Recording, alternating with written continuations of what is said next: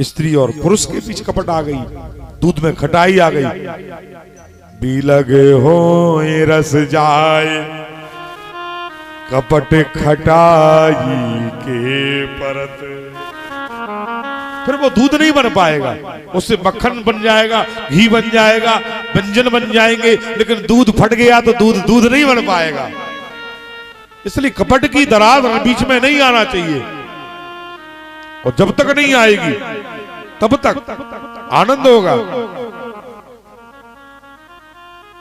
निज प्रभु मैं देखें जगत, सारे संसार को शंकर जी कहते कि हे मां निज प्रभु मैं देखत जगत,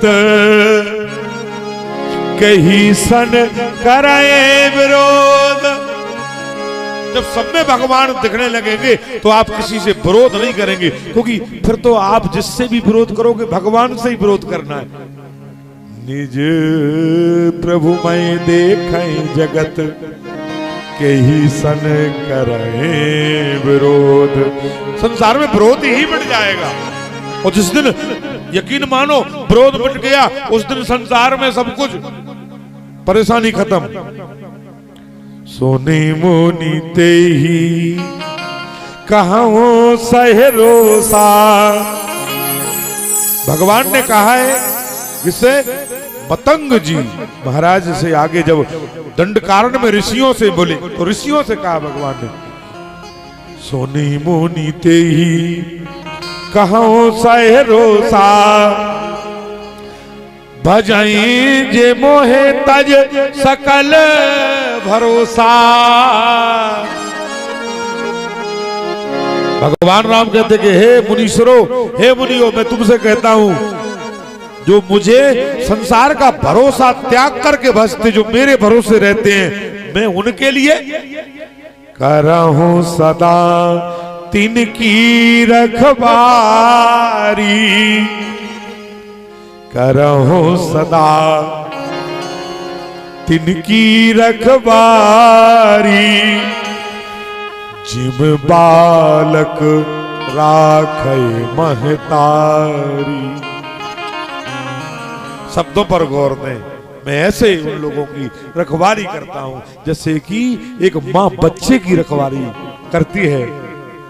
करहूं सदा तिनकी रखवारी, जिम बालक राख्यो महतारी। श्रीमान राजन सिंह रावत जी ग्राम कोटरा वाले भागवत जी का सम्मान करने के लिए आए, उनका अभिनंदन स्वागत करेंगे ताली बजा करके। ठाकुर साहब राजन सिंह जी रावत कोटरा वाले, उनका बहुत बहुत स्वागत, साधुवाद और आशीर्वाद उनके लिए सदा फले फूले और उनके परिवार में सदा सुख समृद्धि रहे, यश वैभव ठाकुर जी बनाए रखें। तो कृष्ण के चरित्र में अलौकिकता है। अतिता वंश विस्तारो अवतासोम सूर्यो राज्ञाम चौवंशानाम चरितम परम अद्भुतम। अद्भुत ही अद्भुत है कृष्ण का चरित्र, इसे करना नहीं है, समझना है, क्योंकि कर कोई सकता ही नहीं है। अदुस्सई धर्मशील, एक यदु नाम का राजा था, बड़ा धर्मात्मा महाराज। मुनि सप्तमा तत्रा सेनावतीर्णस्य विष्णु बिरयाणी संसना। एक यदु नाम का राजा था, बड़ा धर्मात्मा राजा था, बड़ा ही धर्म पर चलने वाला, मुनियों की और ब्राह्मणों की सेवा करने वाला। उस यदु के वंश में महाराज ये भी वही मनु और शत्रुपा थे जो आज यहाँ पर देवकी और वसुदेव बने हैं। तीसरे जन्म की कथा है महाराज। चौथे जन्म का भी बताऊंगा, चौथे जन्म में ये कौन बने ये भी आपको बताऊंगा। चौथे जन्म में ये प्रश्नी गर्भ नाम से भगवान का अवतार हुआ। ऐसे बहुत से अवतार जो भागवत जी में नहीं आए और पुराणों में आए हैं। प्रश्नी गर्भ नाम का अवतार है, हयग्रीव नाम का भगवान का अवतार है जो भागवत में नहीं आया, हंस नाम का अवतार है जो भागवत में नहीं आया, ऐसे ही प्रश्नी गर्भ नाम का अवतार है जो भागवत में नहीं आया। यानी प्रश्नी और पृष्ठा नाम के एक प्रजापति थे, उनकी पत्नी का नाम प्रश्नी देवी था। उन पृष्ठा नाम के प्रजापति के यहाँ प्रश्नी माता के गर्भ से भगवान प्रश्नी गर्भ बनकर के धरती पर आए। वही मनु और शत्रुपा थे। ये भगवान का चौथा अवतार था मनु शत्रुपा के यहाँ। उस राजा यदु के वंश में तत्रा सेनावतीर्णस्य विष्णु वीर्याणि संसना अवतीर्यदुर्वंशे भगवान भूत भावना कृतवान यानि विश्वात्मा तानि नो वद विस्तरात्। पारिषद कहने लगे महाराज विस्तार से कहिए वो चरित्र। कृतवान यानि विश्वात्मा तानि नो वद विस्तरात्, विस्तार से मुझे उस चरित्र को सुनाइए। तो महाराज सुखदेव जी कहने लगे, हे राजन, पूर्व काल में जब ब्रह्मा ने सृष्टि को किया उस समय अपने मन से ऋषियों को पैदा किया था। एक अत्रि नाम के ऋषि हुआ करते थे, जिनके नाम को तो तुम भली भांति जानते होगे। उनकी पत्नी का नाम अनुसुईया देवी था। अनुसुईया के भाग्य की कौन करे सराहना, तीन देव झूल रहे बनकर के लालना। पल्ले में झूल रहे तीनों देव ब्रह्मा विष्णु और महेश, जिसने अपने पतिव्रत के तेज से तीनों देवताओं को बालक बना दिया था। उस वंश की मैं कथा तुम्हें सुनाने जा रहा हूं, जिसने 100 वर्ष तक पानी नहीं बरसा और अपने पति के लिए जल के लिए, जब अत्रि की समाधि लगी एक बार 100 वर्ष के लिए जंगल में, सारे जीव जंतु जंगल छोड़ के भाग गए, जंगल वृक्ष सूख गए। अत्रि की समाधि खुली, अत्रि ने पानी मांगा। 100 वर्ष से पानी नहीं था, जलाशय कुआं बावड़ी सब सूख गई थी, पानी कहां से लाती। अनुसुईया अपने सतीत्व से जिंदा थी, अपनी शक्ति से जिंदा थी। और अत्रि ऋषि समाधि लगाए, 100 वर्ष की समाधि खुली, पानी मांगा। अनुसुईया ने मना नहीं किया। अपने तपोबल से अनुसुईया ने एक कुंड से गंगा को प्रकट किया। मंदाकिनी नाम से। आप जब चित्रकूट का दर्शन करने के लिए जाएंगे, जहां अत्रि ऋषि और अनुसुईया देवी का आश्रम है, जहां उस कुंड से मंदाकिनी का उद्गम है, मंदाकिनी नाम की गंगा को पैदा किया। गंगा मंदाकिनी बनकर के चित्रकूट पर प्रकट हुई अनुसुईया के तपोबल से। वो अनुसुईया की कथा मैं आपको सुना रहा हूं। अपने पति को पानी पिलाया। अनुसुईया के पुत्र का नाम दत्तात्रेय हुआ। दत्तात्रेय ने अघोर पंथ का, जो अघोरी साधु होते हैं और नाथ संप्रदाय वाले, ये सब दत्तात्रेय पंथ को मानते। दत्तात्रेय भगवान ने दत्तात्रेय का अवतार लेकर के अनुसुईया के यहाँ और अघोर पंथ की तंत्र मंत्र की रचना की। जितने तंत्र मंत्र शास्त्र रचे गए हैं वो सब दत्तात्रेय भगवान के द्वारा रचे गए हैं।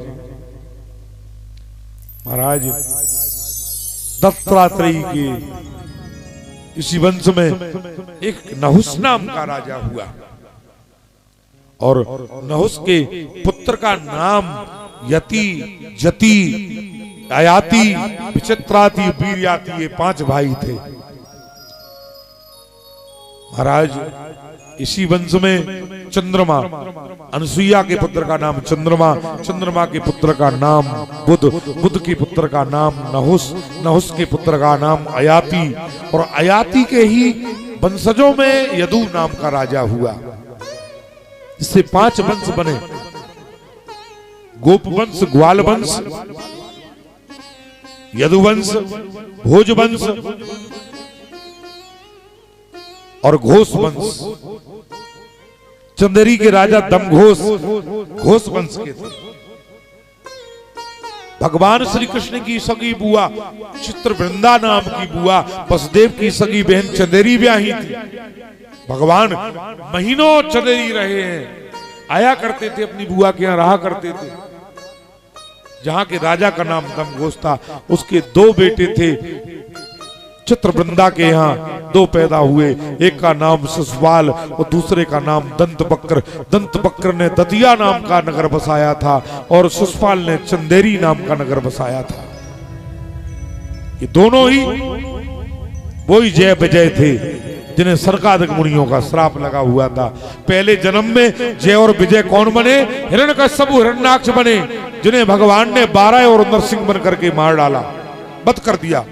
दूसरे जन्म में यही दोनों रावण कुंभकर्ण बने, उसके लिए राम बन करके भगवान धरती पर आए। और यही दोनों राजा भानु प्रताप और अरिमर्दन बने। यही चौथी बार दंतवक्र और शिशुपाल बने, क्योंकि 4 बार के लिए श्राप हुआ था। ऐसा कथा में हम लोगों ने चर्चा की थी। 4 बार भगवान का अवतार हुआ। महाराज यदु के यहां भोज नाम का पुत्र पैदा हुआ। महाराज भोजवंश यहां हुआ, मथुरा में भोजवंश का राज हुआ। और इधर पश्चिम भारत में, जिसे हम आज राजस्थान प्रांत कहते हैं, वहां के एक महाराज हुआ करते थे वसुदेव, जो 7 भाई थे। और महाराज मथुरा के राजा आहुक के यहाँ 2 पुत्र हुए, एक का नाम देवक, एक का नाम उग्रसेन। बड़े उग्रसेन थे, छोटे देवक थे। उग्रसेन की पत्नी का नाम पवन रेखा और देवक की पत्नी का नाम देवरेखा। देवरेखा से 7 बेटियां पैदा हुई और पवन रेखा से दुर्मिली, कंस, अकासुर और बकासुर जैसे 7 पुत्र पैदा हुए थे। व्योमासुर, वत्सासुर, ये कंस के सगे भाई थे।